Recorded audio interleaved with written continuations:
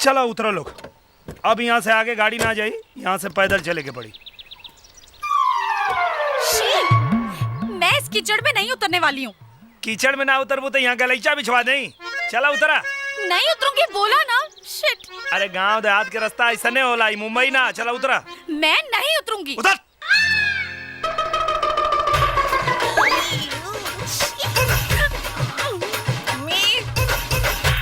आओ थोड़ी के दूर और। अरे ये तो निरहुआ लगा था। अरे तो निरहुआ, अरे एकरा साथे तो बड़ी चमचमात चीज बा हो। पालगी बाबा लागत हो कर सपना के रानी मिल गई यार। हाँ हो, लेकिन इस साला इतना अश्लील सपना देखो तो हमरा तो मालूम ना रहा। अब तनी रुक बेटा। पालगी चाचा। अरे जियत रहा बेटा, जियत रहा। का नहीं हो बेटा, ई के हरे? अरे चाचा ये तो पतोहिया ना। सही माल खोले बेटा। ई पतोहिया से कुछ पूछ ली? पूछ ले चाचा। अच्छा वो बात बताओ, जब तोहर बाहर इतना कम कमरे में काम चल जाता तब तक घर में कुछ पहनो के ना पड़ती हुई। What? गंदी बात, गंदी बात, गंदी गंदी गंदी गंदी गंदी बात। अरे साला तू चाचा नहीं रे, मर बे। चाचा आवे तो गंदी बात करबे। चला। अरे साला देखा है कर, हमरा 17 गो लड़कन में ये वो सबसे बड़ा नालायक निकल गई।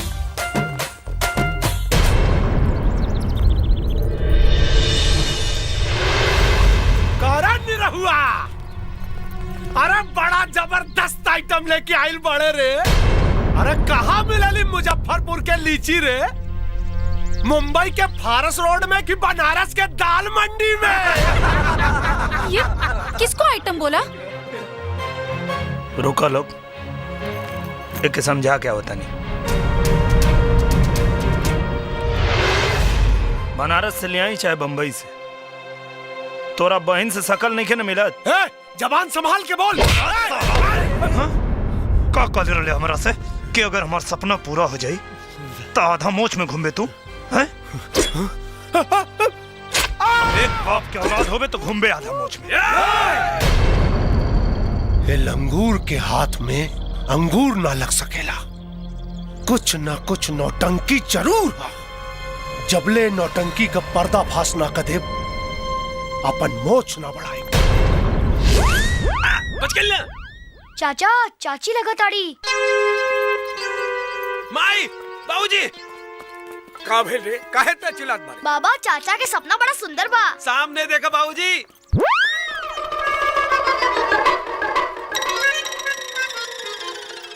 निरहु नालायक निकली, ये कबो हम सोचले भी ना रहे। कहे? देख ला कितना नंगा बा तोहरे बेटा के सपना। सुंदर, अति सुंदर।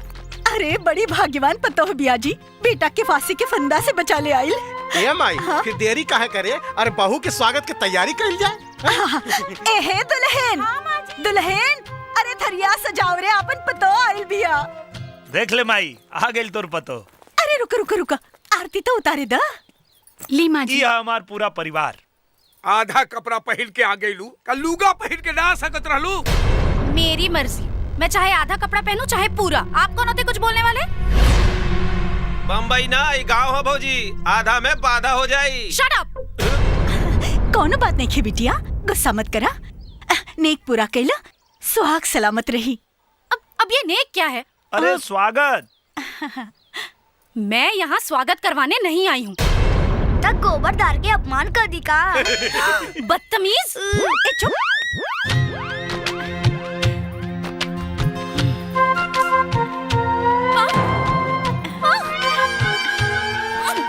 जो दौरी लेके आओ रे। अब ये दौरी क्या है? अरे घर में डेग रखे से पहले दौरी में डेग रखल जाला। डेग?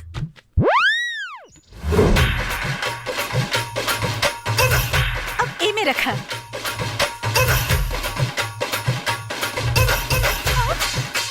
नहीं करना मुझे सब।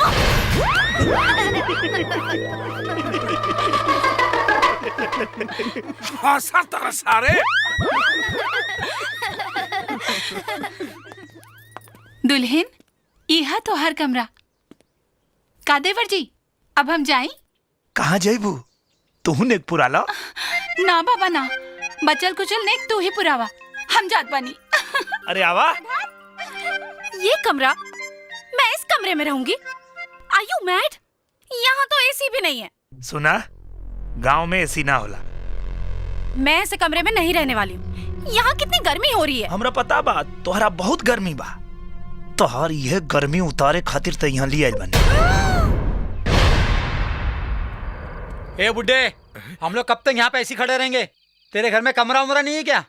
अरे तक हमरा माथा पर बैठबे, जो ने खटिया रखल बा, बैठ तू लोग हुआ जाके। जी बाबूजी। ये सपना तू कब से देख रहा बड़ा बेटा? बाबूजी बचपने से। अगर हमरा पहले से मालूम रही कि तोहार सपना इतना खतरनाक बा, तो हम तोहार गला दबा देती सारे। अरे तू अपन मेहरारू के लेके अकेले ना आ सकत रहे कि साथ में जोकरन के लेके आ गई ले। एक बात सुन ले, ये लोग के अभी यहाँ से विदाई कर। कह दे नौटंकी वाली से।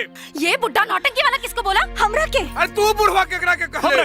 तुमको नहीं, इस बुड्ढे को ही बोली हूँ। इससे क्या मैं डरती हूँ? अरे नालायक कहीं के, तोहरा सामने तोहर मेहरारू हमरा के बेइज्जत कर रहल बा, आ तू सारे टुकुर टुकुर मुंह देखत बारे।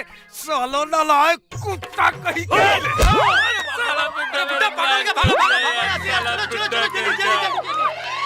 अरे साला मुंह का देखत बारे, चप्पल लेके आओ।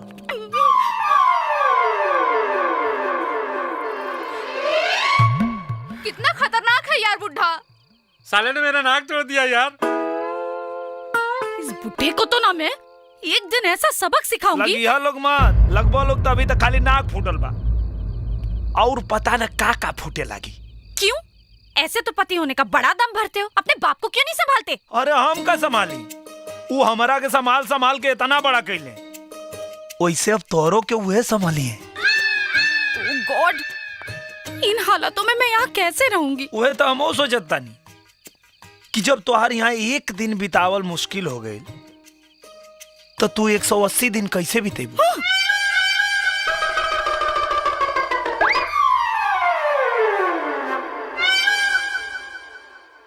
चला लोगन, खाना खाला, खाना तैयार बा। नहीं खाना यार, चल भाग यहाँ से, नहीं खाने का तेरा घटिया खाना। हमनी के खाना के घटिया खाता। हाँ बेटा, तो ये लोग का खाला? ये लोग तो इज्जा पिज्जा खाला बेटा। चाचा ही इज्जा पिज्जा का होला? एक बेर पटना में खैले रहनी, पतला मैदान होखे लागल। मतलब कि पहले खाला लोग फिर टट्टी जाला लोग? ना रे, टटी क के खाला लोग। Shut up. Thank you. चाचा ही फटफट का हो रल बा? शहरी खून के देहाती मच्छर स्वाद ले तारन सन।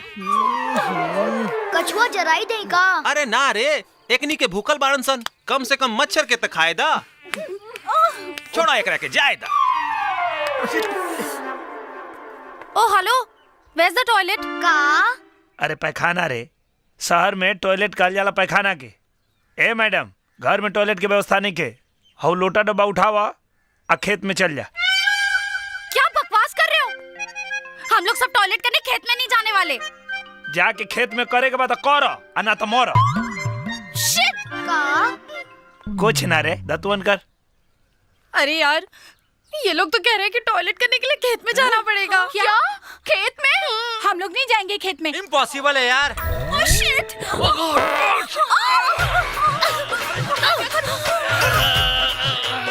ओह माय गॉड, चलो।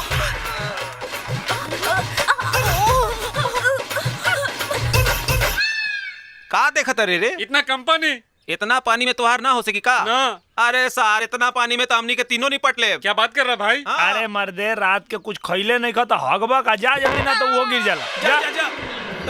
भैया, हम निपट के आवत नहीं। जो जो जो कर तू जीवे। नहीं।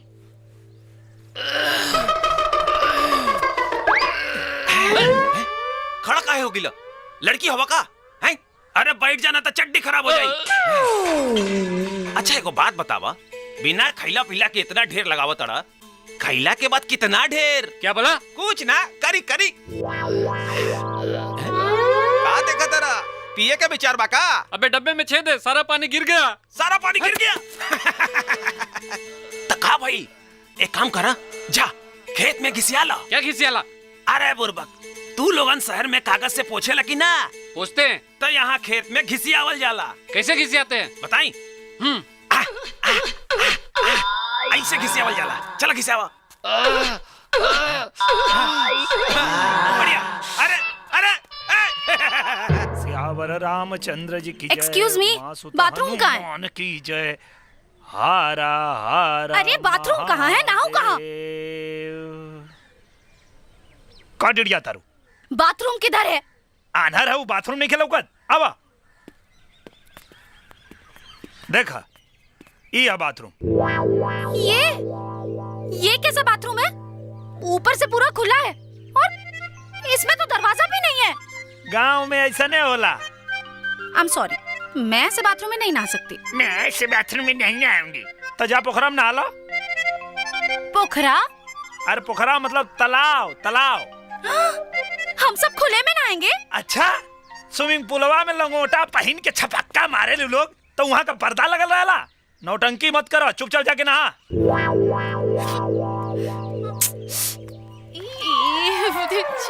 ओह शिट, कितना गंदा पानी है यार। ओ शिट क्या बोल रही है? अभी नहाना यहीं पे। अबे बुड्ढे, ये थूकने की जगह है क्या? अरे यहाँ ना थूकी तो हर मुंह में थूकी। अरे बुड्ढे संभाल के बात कर। अरे चुप रे बुड़बक।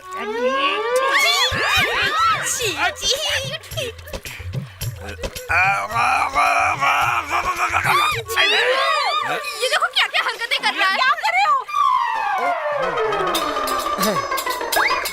Oh shit shit oh shit oh shit.